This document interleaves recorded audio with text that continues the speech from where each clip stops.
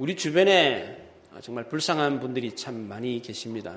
거리를 배회하는 노숙자들, 몸을 파는 여인들, 늙어서 홀로 외롭게 사시는 분들, 기아와 전쟁으로 시달리는 분들, 질병으로 고통당하는 분들, 이루 말할 수 없을 정도로 우리 주변에 불쌍한 사람들이 많습니다.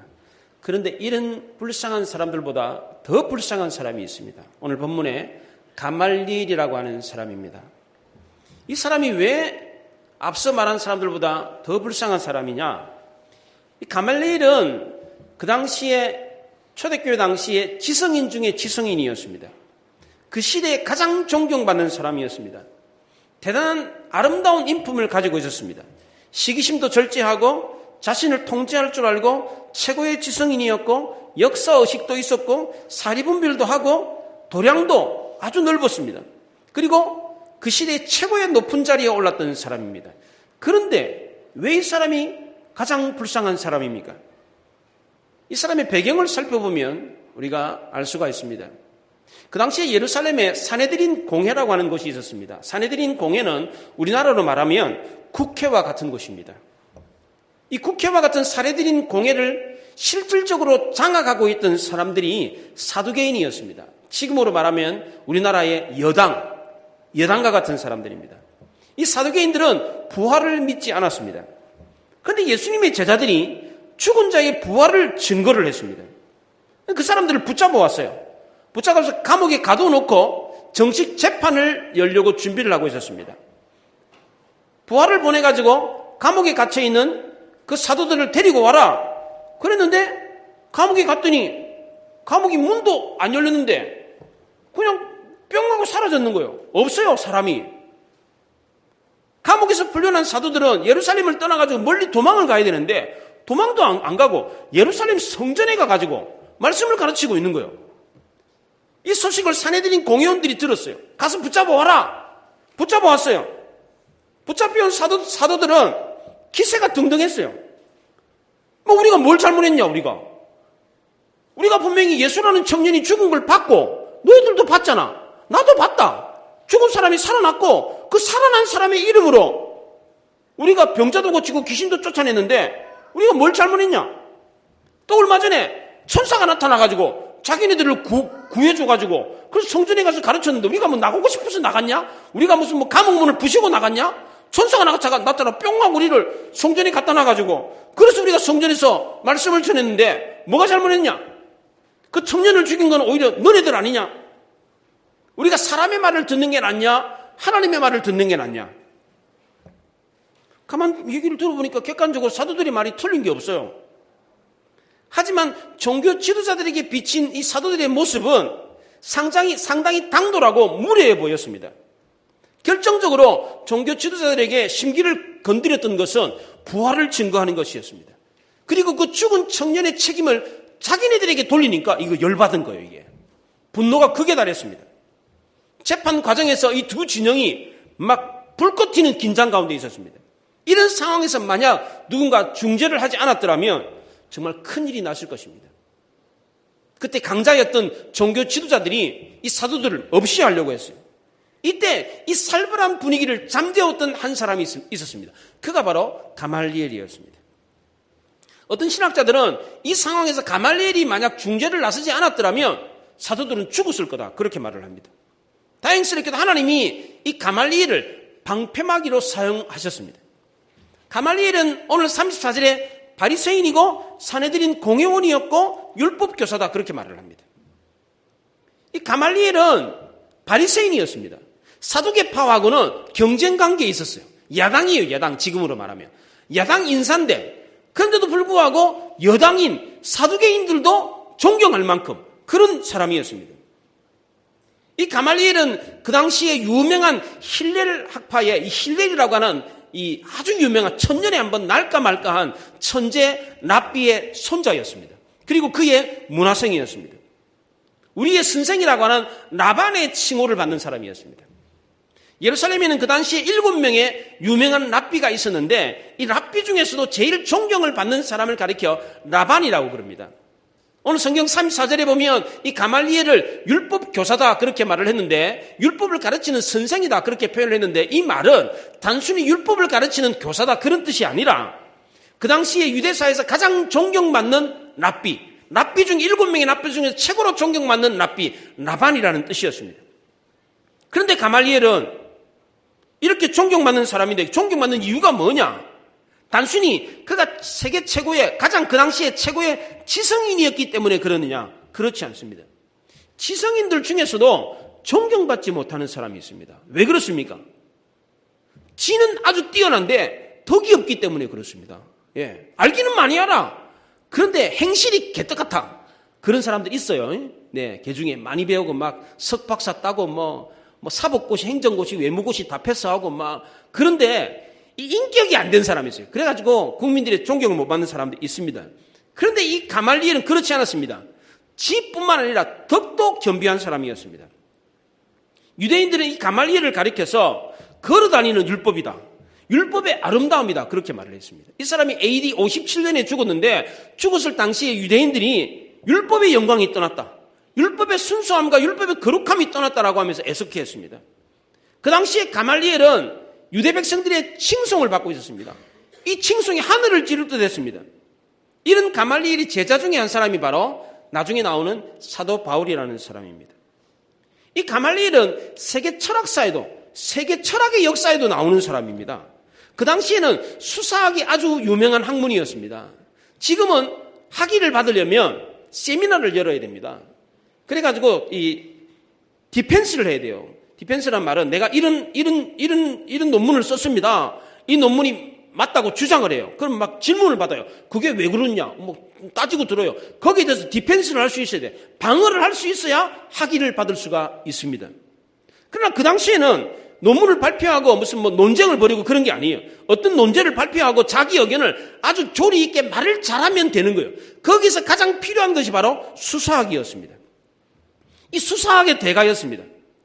그 당시에 가말리라고 하는 사람이 일대다로 자기 혼자서 많은 철학자들 앞에서 자기 혼자서 말싸움을 해가지고 그냥 이긴 거예요. 예. 그게 철학사에 나와요. 철학 역사에 나와요. 그럴 정도로 대단한 사람이었습니다. 탁월한 수사학자였고 박식한 학자였습니다. 이뿐만이 아니라 가말리엘 학문뿐만 아니라 인품도 아주 아름다웠습니다. 그 당시 종교 지도자들이 이 사도들을 옥에 가두었던 이유는 백성들의 칭송을 받고 있었기 때문입니다. 죽은 자의 부활을 증거하고 그리고 병자를 고치고 기적을 이루었습니다.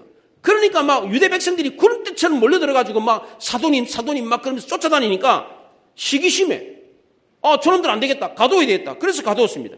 그렇다면 그 당시에 유대인들의 가장 칭송과 존경을 받았던 사람이 누굽니까? 가말리엘이었습니다. 그 칭송과 존경이 지금 누구한테 가고 있습니까? 사도들한테 가고 있어요. 그러면 그 칭송의 대상이었던 가말리엘은 기분이 어떻겠어요? 기분이 안 좋지. 자기를 존경했던 사람들이 자기가 아니고 다른 사람을 존경하니까. 그러면 시기하고 질투해야 되는데 가말리엘은 그렇게 하지 않았어요. 오히려 사도들을 또 변호해 줍니다. 이런 아름다운 인품을 가진 최고의 지성인이었습니다. 사람의 댐댐이가 됐어요. 가말리엘은 좋은 것은 좋다 그러고 선한 것은 선하다 그러고 칭송받아야 될 것은 칭송받아야 된다. 이런 아름다운 인품과 넓은 도량과 최고의 지성을 갖추었습니다. 얼마나 멋있는 사람입니까? 그런데 이 사람이 최고로 불쌍한 사람입니다. 왜 그러느냐? 이 가말리엘은 감정을 잘 다스릴 줄 아는 사람이었습니다. 오늘 본문 35절에 보면 말하되 이스라엘 사람들아, 산헤드린 공회의원들에게 이스라엘 사람들아 그렇게 말했습니다. 여기 이스라엘 사람들이라고 하는 말은 너희들이 누구냐? 하나님의 사람들 아니냐? 하나님이 택하신 백성들 아니냐? 그런데 뭘 그런 거 가지고 쉽게 흥분하고 사리분별을 못하고 그렇게 난동을 부리느냐? 채통을 지켜라. 이렇게 말을 한 거예요. 가말리엘은 유대 종교 지도자들에게 이스라엘 사람들이라고 하면서 지켜 올려 세워주면서 그들의 감정을 누그러뜨렸습니다. 가말리엘은 자신의 감정뿐만 아니라 다른 사람의 감정도 통제할 수 있는 그런 사람이었습니다. 지성인은 자기를 반성할 줄 알고 자기를 돌아볼 줄 아는 사람이라고 그럽니다. 사무서 16장 32절에 노하기를 더디하는 사람은 용사보다 낫고 자기 마음을 다스리는 자는 성을 빼앗는 사람보다 낫다. 그렇게 말했습니다. 무슨 얘기입니까? 자기를 통제하는 것이 그만큼 어렵다는 것입니다. 그런데 이 가말리엘은 자기 통제뿐만 아니라 남까지 통제할 수 있는 그런 자제력을 가진 사람입니다. 존경받아 마땅한 사람입니다. 또 하나 이 가말리엘은 아주 신중하고 사려 깊은 사람이었습니다. 오늘 34절에 보면 재판을 하면서 사도들을 바깥에 나가라고 그럽니다. 왜 그럽니까? 지금 사도들이 어떤 모습을 해서 기세당당하게 우리가 뭘 잘못했어. 내가 우리 도둑질을 했냐? 우리가 예수 이름으로 병자들 고치고 말이야 귀신 쫓아내고 그렇게 해주는데 뭘 잘못했다고 우리를 잡아와? 이러고 있는 거예요. 그러니까 종교 지도자들이 봤을 때는 어때요? 저 죄인들이 좀 이렇게 다소곤하고 잘못했습니다. 이렇게 있어야 되는데 머리를 쳐들고 이렇게 있으니까 막 그냥 화가 나는 거지. 그러니까 그 사도들을 어떻게 해요? 가말리엘이 그 살벌한 분위기에 그들을 갖다 이렇게 막 이렇게 있으면 이 재판이 잘 안 될 것 같으니까 당신네들 좀 나가 있으라고 그렇게 말을 합니다. 그리고는 공회원들에게 이스라엘 사람들아, 당신네들이 누구냐? 좀 차분해라. 신중하게 생각해봐라. 감정적으로 이걸 풀려고 하면 문제가 더 커진다. 아주 신중하게 사롭게 접근을 했습니다. 얼마나 멋있는 사람입니까? 또 이 가말리엘은 역사의식이 있었습니다. 오늘 성경 36절과 37절에 두 사람의 역사적인 인물을 예를 듭니다. 드다라는 사람과 유다라는 사람을 예를 듭니다. 그 당시에 랍비들은 탈무드를 줄줄줄 외웠어요. 그래서 과거 사례, 어떤 사건이 발생하면 과거 사례를 예를 들면서 그때도 이런 일이 있었는데 이랬을 때 이렇게 했다. 지금으로 말하면 판례를 말하는 겁니다. 판례. 어떤 사건이 터지면 과거에 어떻게 판결했는가를 가지고 현재의 어떤 문제를 해결하려고 합니다. 가말리 역시도 마찬가지. 금방 어떤 사건이 이 사건이 딱 발생했을 때 과거에 이와 비슷한 일이 있었다. 라는 예를 딱 들면서 역사적인 사건을 예를 듭니다. 하나가 드다에 대한 이야기고 또 하나가 유다에 대한 이야기입니다. 그 드다와 유다가 인기가 있어가지고 반란을 일으켜가지고 막 사람들이 막 추종을 하고 따랐는데 그 사람들이 죽으니까 어떻게 됐느냐? 그 추종자들이 다 후지부지 다 없어졌지 않느냐? 이번에도 마찬가지다. 그러니까 그냥 내버려 둬라. 그렇게 말을 합니다. 요즘 서점가에 가면 최고의 왕, 최고의 경영자, 최고의 책략가에 대한 이야기를 많이 합니다. 그 사람들을 배워야 된다. 그런 얘기를 합니다. 그런데 이런 최고의 왕, 최고의 지성인, 최고의 경영자 이런 사람들의 공통적인 특징이 있습니다. 그것은 바로 그들 모두가 역사의식을 갖고 있다는 것입니다. 역사를 모르는 지성인은 지성인이 아니라는 겁니다. 진정한 지성인은 역사 속에서 교훈을 뽑을 줄 아는 사람이라는 겁니다. 가말리엘이 바로 그런 사람이었습니다. 구약의 선지자들도 마찬가지입니다. 이스라엘 백성들을 가르칠 때에 직통 계시를 받아가지고 기도하던 중에 하나님이 뭐라고 그러신다. 그러면서 이스라엘 백성들에게 교훈을 주고 가르친 게 아닙니다. 베드로전서 1장 10절에 보면 이 구원에 대한 너에게 임한 은혜를 예언하던 선지자들이 연구하고 부지런히 살펴서 가르쳤다고 합니다. 구약시대 선지자들도 기도하다가 직통 계시 받아서 가르친 게 아니에요. 열심히 공부하고 연구해가지고 가르쳤다는 겁니다. 예, 이게 지성인이라는 거예요. 이게 목사도 마찬가지요. 목사도 이게 가르치는 자잖아요. 가르치는 장로거든요. 목사도 마찬가지. 기도만 하고 있다고 해서 설교가 되는 게 아니에요. 열심히 연구하고 막 준비해야 돼요. 책을 쌓아놓고 막 공부하고 그래야 돼요. 그래야지 가르칠 수 있는 거지 뭐 기도한다고 직통고시 받았다고 그렇게 가르치는 게 아니에요. 이게 가말리엘이 마찬가지였습니다. 연구해서 가르치는 사람. 그 예로 두 사람을 듭니다. 드다라는 사람은 자기가 아주 특별한 사람이라고 이야기를 했습니다. 그 당시에 요세푸스의 유대 전쟁사에 보면 이 사람은 마술사로 나와요. 마술을 부려가지고 자기가 마치 대단한 사람인 것처럼. 그리고 자기가 요단강을 갈랐대, 자기가. 예. 그래서 400명을 거느렸어요. 근데 이 사람이 나중에 사이비 종파의 교주라고 그래가지고 처형을 당합니다. 이 사람이 죽고 나니까 400명이 싹 다 흩어져 버렸어요. 만약 그 드다가 참다운 메시아였더라면 그의 추종자들이 아직까지 남아있을 거다. 그런데 한 사람도 없잖아. 그러니까 그냥 내버려 두라는 거지. 두 번째로 예를 든 게 유다입니다. 이 갈릴리 유다는 시리아의 총독 구레노가 세금을 매기려고 이 호적을 했어요. 호적. 어느 집에 뭐 인구가 몇 명이가 인구조사를 했어요. 인구조사를. 이때 반란을 일으켰어요. 우리 세금 내지 말자. 우리는 하나님께만 세금을 낸다. 왜 우리를 식민지로 삼은 로마에다가 세금을 내야 되느냐. 우리 세금 내지 말자. 그러니까 세금에 민감하잖아요. 다들. 그러니까 다들 막 선동을 해가지고 와 그래 데모를 하기 시작했어요. 그래가지고 막 사람들이 막 따른 거예요. 근데 이 사람이 처형을 당하고 나니까 싹 그냥 흐지부지 싹 없어져 버렸어요. 이게 마찬가지라는 겁니다. 가말리엘이 과거 역사를 이야기하면서 그러니까 상관하지 말고 그냥 내버려둬라. 만약 이것이 사람에게 났으면 그냥 스스로 무너지게 돼 있다. 그런데 만약 이것이 사람에게서 난 것이 아니라 하나님에게 나서 저 사람이 저 일을 하는 것이라면 우리는 무너뜨릴 수가 없다. 그리고 그랬다가는 하나님을 대적하는 꼴이 된다. 그러니까 그냥 내버려두라는 겁니다. 얼마나 논리적입니까? 두 가지 역사적인 사례를 들면서 변론을 했습니다. 또 하나 이 가말리엘의 장점은 중도적인 아량을 가지고 있었다는 겁니다. 사람에게서 난 건지 하나님에게서 난 건지 잘 생각해봐라. 하나님의 이름까지 덜먹입니다. 만약 하나님께로부터 났다면 우리가 하나님을 대적하는 꼴이 되니까 이거 큰일 난다. 이런 논리를 펴니까 종교 지도자들이 어떻게 할 수가 없었어요. 그래서 그냥 몇 대 주 패고 사도들을 석방시켜줬습니다. 이 일을 한 사람이 누구예요? 가말리엘이었습니다. 가말리엘은 갖출 수 있는 걸 다 갖췄습니다. 아름다운 인격과 넓은 도량과 깊은 학문까지 두루 갖춘 사람이었습니다. 이 사람의 지성의 끝에는 하나님도 있었어요. 하나님을 대항하지 말자. 하나님까지 이야기했어요. 그런데도 이 사람이 가장 불쌍한 사람이라고 합니다. 왜 그렇습니까? 하나님에 대한 의식까지 있었어요. 하나님을 알고 있었다고. 그런데도 불구하고 이 사람이 가장 불쌍한 사람이라고 합니다. 왜 그렇습니까? 가말리엘이 가졌던 하나님에 대한 태도는 신앙인의 태도가 아니라 지성인의 태도였기 때문입니다. 역사적인 교훈을 통해서 그가 깨달았던 것은 하나님에 대한 것이었지 하나님이 아니었어요. 가말리엘은 하나님에 대해서 알고 있었습니다. 하나님은 어떤 분인가. 그런데 그 하나님을 알지 못했어요. 하나님이 어떤 분이신가는 알았지만 그 하나님이 내게 어떤 존재인가는 알지 못했습니다. 똑같은 지성인이었는데 전혀 다른 한 사람이 있었습니다. 힐렐 학파에 그 당시에 최고의 학문을 배웠던 바울이라는 사람은 달랐습니다. 결코 불쌍한 인생을 살지 않았습니다. 이 사람이 왜 그렇습니까? 학문의 영향보다 하나님의 영향을 더 많이 받았기 때문입니다. 바울은 가말리엘만큼이나 존경받는 사람이 아니었습니다. 그 당시에 이 바울은 그의 이름이 사울이었습니다. 유대인들은 사울이 누군지도 몰랐어요. 인기도 없었던 그런 사람입니다. 인품도 가말리엘이 미치지 못했습니다. 이 바울이라는 사람은 빌립보서 3장에서 자기가 알고 있는 것을 배설물처럼 여겼다고 합니다. 가말리엘에 비하면 정말 바보 같은 사람이었습니다. 나는 약한 것을 자랑한다. 그리스도와 그의 십자가를 자랑한다. 내가 지금 사는 것은 내가 사는 게 아니고 그리스도가 사는 거다. 그렇게 말했습니다. 여러분들 어떤 사람이 더 멋있어 보입니까?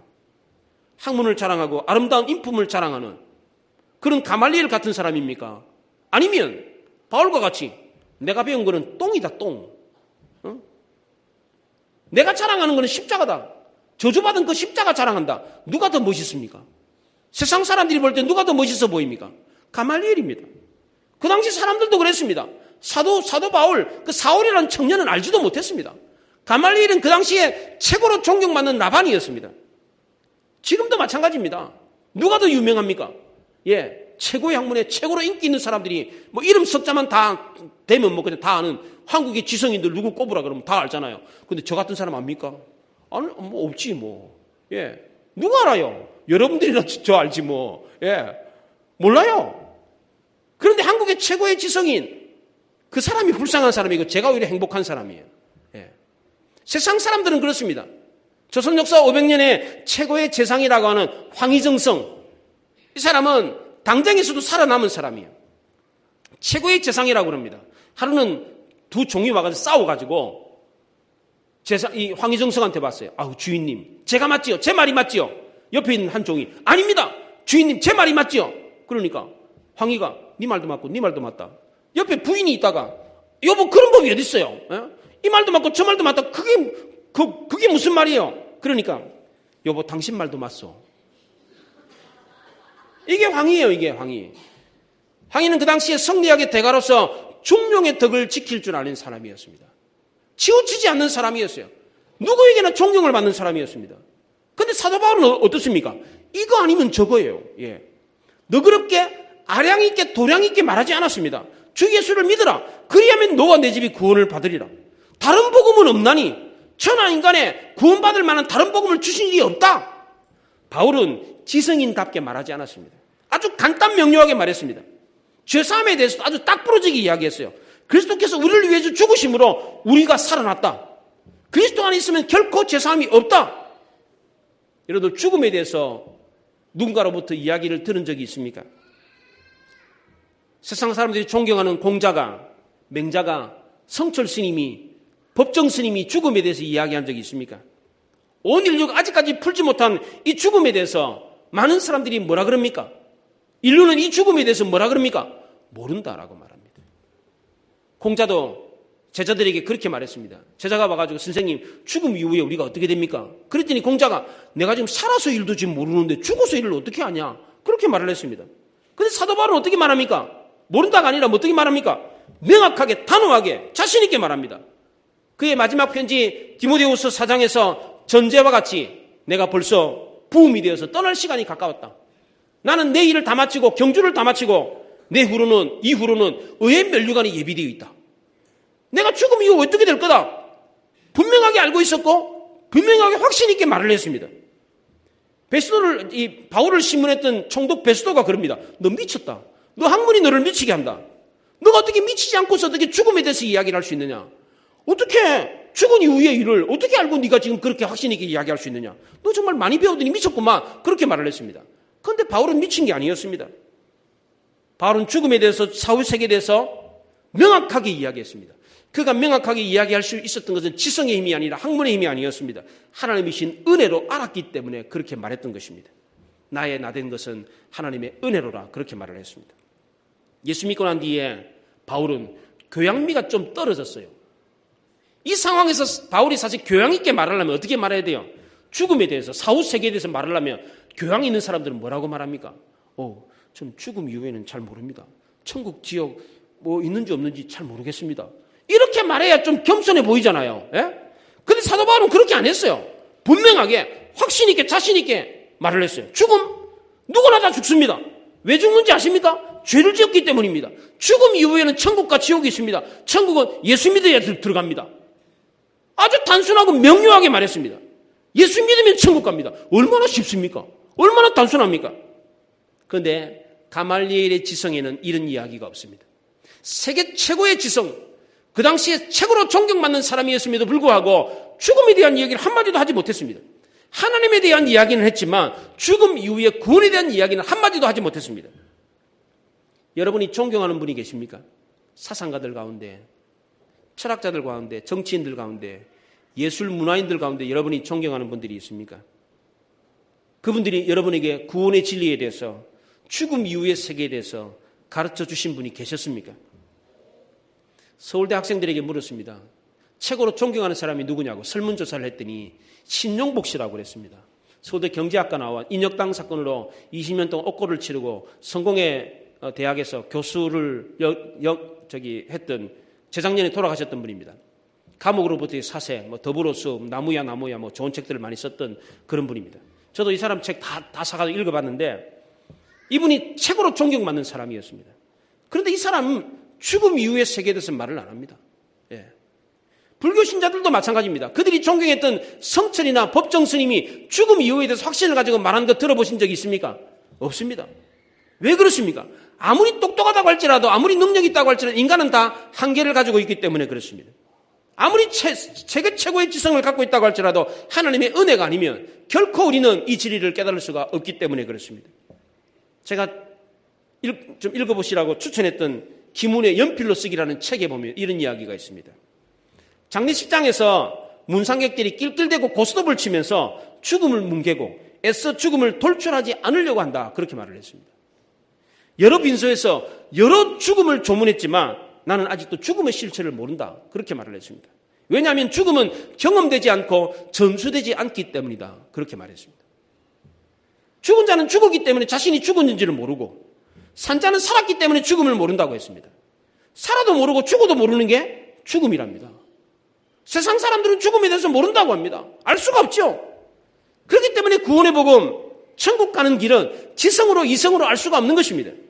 이 복음의 진리, 죽음 이후의 세계는 하나님의 은혜로만 깨달을 수 있는 것입니다. 그래서 가말리엘은 그 당시에 최고의 지성과 최고의 학문을 가지고 있었음에도 불구하고 이 구원의 진리를 깨달을 수가 없었던 것입니다. 가말리엘의 제자였던 사도 바울도 가말리엘의 가르침을 통해서 이 구원의 진리를 깨달은 것이 아니었습니다. 가말리엘을 통해서 배웠던 사도 바울은, 그 당시에 사울은 예수를 사이비 교주, 사이비 종교의 교주로 알았습니다. 그래서 예수님을 쫓아가는 사람들을 막 죽이고 핍박하고 감옥에 가두고 그랬습니다. 가말리엘의 가르침은 사도 바울을 하나님께로 인도하는 것이 아니라 하나님을 대적하게 했습니다. 냉철한 이성을 쫓는 진리가 우리를 하나님께로 인도하는 것이 아니라는 것입니다. 반대로 이끄는 경우가 더 많습니다. 우리 주변에 지성인들 가운데, 많이 배웠던 사람들 가운데 예수 믿는 사람들이 극히 드뭅니다. 왜 그렇습니까? 하나님이 주시는 마음에 이끌리는 것이 아니라 자기의 지성과 자기의 이성에 이끌리기를 더 좋아하기 때문에 그렇습니다. 자기는 다른 사람들보다 더 똑똑하다고 생각하는 거예요. 많이 배웠기 때문에. 대학교 교수고 박사니까. 예. 그러니까 저 무식한 백성들하고는 다르다는 거지, 자기는. 자기는 똑똑하게 가장 현명하게 인생을 살고 있다고 생각을 하기 때문에 그렇습니다. 이런 사람이 오히려 더 교만한 사람입니다. 교만한 사람은 절대로 낮은 이 복음은 천하고 낮은 거예요. 예. 겸손하지 않고서는 깨달을 수 없는 겁니다. 옛부터 지금까지 늘 언제나 이 복음은 쉽고 단순했습니다. 주 예수를 믿어라. 그리하면 너가 구원을 받으리라 그랬습니다. 믿는 길밖에 없다. 얼마나 단순한 이야기입니까? 다른 이로서는 구원을 받을 수가 없나니 천하 인간의 구원을 얻을 만한 다른 이름을 우리에게 주신 일이 없느니라. 내가 곧 길이요 진리요 생명이니 나로 말미암지 않고는 아버지께로 올 자가 없다. 얼마나 단순합니까? 나는 부활이요 생명이니 나를 믿는 자는 죽어도 살겠고 무릇 살아서 나를 믿는 자는 영원히 죽지 아니하리라. 얼마나 쉽고 단순한 얘기입니까? 이 단순함 속에 구원의 진리가 담겨 있는데 냉철한 이성은 이것을 절대로 깨달을 수가 없다는 것입니다. 유대인의 존경을 한 몸에 받았고 유대인의 율법교사 라반이라고 하는 칭호를 받았던 가말리엘이 냉철한 이성을 따랐기 때문에 이 구원의 복음, 진리의 복음을 깨달을 수가 없었던 것입니다. 결국 그는 불신자로 죽고 말았습니다. 복음은 머리로 받는 것이 아니라 가슴으로, 영으로 받는 것입니다. 가말리엘이 그래서 불쌍한 사람이 되고 말았던 것입니다. 왜냐하면 그는 복음의 진리는 지성으로 깨닫는 것이 아니라 은혜로 깨닫는다는 것을 알지 못했기 때문입니다. 그가 실예로 들었잖아요. 드다와 유다라고 하는 이 두 사람의 실예를 들었잖아요. 재판하면서. 사실 이 사람이 실예로 들어야 될 게 뭡니까? 예. 지금 사도들이 여기에 잡혀오기 전에 뭐 하고 왔어요? 무엇 때문에 지금 잡혀온 겁니까? 12절과 16절을 보십시오. 이 사람들이 뭐 했습니까? 사도들이. 뭐 하다 잡혀온 거예요? 유대인들 가운데 표적과 기사를 일으켰어요. 병자들을 고쳤어요. 귀신을 쫓아냈어요. 그래서 지금 잡혀온 거예요. 그러면 가말리엘은 지금 무슨 예를 들어야 됩니까? 역사적인 인물, 드다라고 하는 사람, 유다라는 자기가 알고 있는 역사적인 인물, 그 인물을 들 게 아니고 사실 누구를 예를 들어야 돼요? 무슨 예를 들어야 돼요? 이 사람이 왜 잡혀왔어요? 예? 왜 끌고 와가지고 지금 재판을 하는 거예요? 12절과 14절의 말을 해야 될 거 아니에요. 예. 병자 고치고 기적을 일으켜가지고 그래서 사람들이 칭찬을 받아서 지금 잡혀온 거 아니에요? 그러면 그 기적이 어떻게 일어났는가? 어떻게 죽은 사람이 살아나고 어떻게 그림자만 밟아도 병이 낫고 손수건만 만져도 병이 낫고 어떻게 이런 일이 일어날 수 있냐? 너희들도 예수 믿어라. 이렇게 해야 될 거 아니에요? 이렇게 해야 될 건 아니에요. 그런데 쓸데없이 자기가 좀 안다고 말이야. 자기 역사적인 인물을 다 이야기하면서 내가 이렇게 유식한 사람이라고 그러면서 드다와 유다를 예를 들면서 물론 논리적으로는 맞는 것 같지. 가말리엘이 문화생이었던 바울이 어떻게 해서 복음의 진리를 깨달았습니까? 스승으로부터 배웠던 가말리엘로부터 배웠던 그 지성으로 예수님을 발견했습니까? 복음을 깨달았습니까? 그 당시에 최고의 학문이라고 하는 철학으로 복음을 깨달았습니까? 그렇지 않습니다. 전적인 하나님의 은혜로 불강력적인 하나님의 은혜 때문에 그가 복음을 깨닫고 예수 믿게 된 것입니다. 기세 등등해가지고 예수 믿는 사람 죽이려고 다메섹으로 가는 길에 말 타고 가다가 꼬꾸라져가지고 그냥 모래에 그냥 퍽 파묻혀가지고 꼬꾸라지고 난 뒤에 나타난 예수 그리스도를 통해서 야, 내가 알고 있는 것이 똥이었구나, 똥. 내가 알고 있는 것이 다 가짜였구나 라는 사실을 깨달았던 것입니다. 우리도 마찬가지입니다. 우리가 어떻게 이 복음의 진리를 깨달았습니까? 내가 후비 파가지고 내가 연구해가지고 이 복음의 진리를 깨달은 것입니까? 그렇지 않습니다. 전적인 하나님의 은혜로 우리 모두는 거저 주시는 이 하나님의 은혜가 아니고서는 결코 하나님을 알 수가 없습니다. 하나님은 하나님 자신을 우리에게 보여주지 않는 한 절대로 우리는 하나님을 알 수가 없습니다. 왜? 무엇으로 하나님을 비출 수 있겠습니까? 예? 무엇으로 하나님을 견주어가지고 비교하면서 이런 분이 하나님이라고 설명할 수 있는 게 뭐가 있어요? 무엇으로 하나님을 비추어요? 예? 하나님을 어떻게 드러내겠어요, 우리가? 그 크신 하나님을. 하나님 자신이 자기 스스로 우리에게 비춰주지 않고 자기 스스로 우리에게 드러내 보여주지 않으면 우리 스스로가 아무리 흡입하고 아무리 연구를 해도 하나님을 찾을 수가 없어요. 그 어떤 것도, 그 어떤 비교도, 그 어떤 학문도 하나님을 찾게 할 수가 없다는 것입니다. 이것이 무엇입니까? 바로 은혜라는 겁니다. 하나님 스스로가 자신을 우리에게 보여주지 않는 한 우리는 절대로 하나님을 알 수가 없다는 것입니다. 사도 바울이 하나님을 알았던 이유도 하나님 자신이 스스로 자신을 사도 바울에게 나타내 보여줬기 때문에 바울이 그 하나님을 알 수 있었던 것입니다. 우리도 마찬가지입니다. 이 은혜가 우리에게 부어져야만이, 하나님이 자기 자신을 나타내 보여줘야만이 우리가 하나님을 알 수 있는 것입니다. 여러분에게 이 은혜가 임했습니까? 여러분이 이 은혜를 받았습니까? 하나님이 여러분에게 자신을 비춰줬습니까? 비춰줘야만이 알 수 있는 거예요. 아직도 하나님은 나에게 비춰주지 않았다, 나에게 하나님 자신을 보여주지 않았다라고 하는 분이 계시다면 어떻게 해야 됩니까? 내가 흡입한다고 해서 볼 수가 있어요? 못 봅니다. 어떻게 해야 돼요? 그 은혜를 내게도 베풀어 주십시오. 바울에게 베풀어 줬던 그 은혜, 믿는 믿음의 선진들에게 보여줬던 그 은혜를 내게도 부어 주십시오. 그래서 내가 그 은혜로 하나님을 알고 이 복음의 진리를 깨닫고 예수 믿고 저 천국에 갈 수 있는 하나님의 사람이 되게 해 주십시오 라고 기도할 수 있는 여러분들이 되시기 바랍니다. 기도합시다.